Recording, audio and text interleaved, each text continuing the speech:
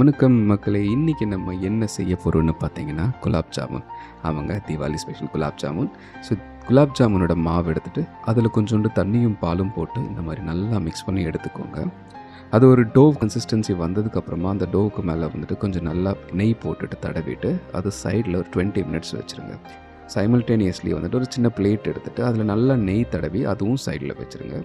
So அப்படியே அடுப்பில் வந்துட்டு கொஞ்சம் தண்ணி போட்டு 1/2 கிலோ சர்க்கரை, நாங்கள் 1/2 கிலோ சர்க்கரை தான் போட்டோம். 1/2 கிலோ சர்க்கரை போட்டுட்டு சர்க்கரை பாகும் சைடில் பண்ணிகிட்ருக்கோம். இது நல்லா கொதித்து வந்ததுக்கப்புறமா அதில் வந்துட்டு ஏலக்காய் பொடி, நான் வீட்டில் வந்துட்டு ஏலக்காய் பொடி தான் வந்துட்டு யூஸ் பண்ணுவோம். ஏலக்காய் ஏன்னா வாயில் டக்குன்னு தட்டுப்படும் அப்படின்னு சொல்லிட்டு மாதுரியாக இருக்கால, ஏலக்காய் பொடி போட்டு நல்லா மிக்ஸ் பண்ணி எடுத்ததுக்கப்புறமா இது எப்படி ஆச்சுன்னு சொல்லிட்டு நம்ம எப்படி கன்ஃபார்ம் பண்ணுறதுனா, இந்த மாதிரி தொட்டு பார்த்தா ஆயிலி எஃபெக்ட் இருக்கும் அப்படின்னா விச் இஸ் டன்.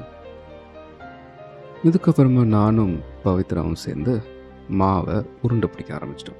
நாங்கள் ரொம்ப பெரிய சைஸ்லாம் பண்ணலங்க, ரொம்ப சின்ன சின்ன உருண்டை தான் பண்ணிகிட்டு இருந்தோம். ஆனால் நான் உருண்டை பிடிக்கும்போது ரொம்ப கஷ்டப்பட்டுட்டேன்.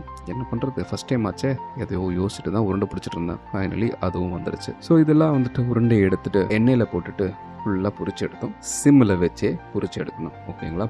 அப்போ தான் நல்லதாக அந்த ப்ரௌனிஷ் கலரில் வரும்.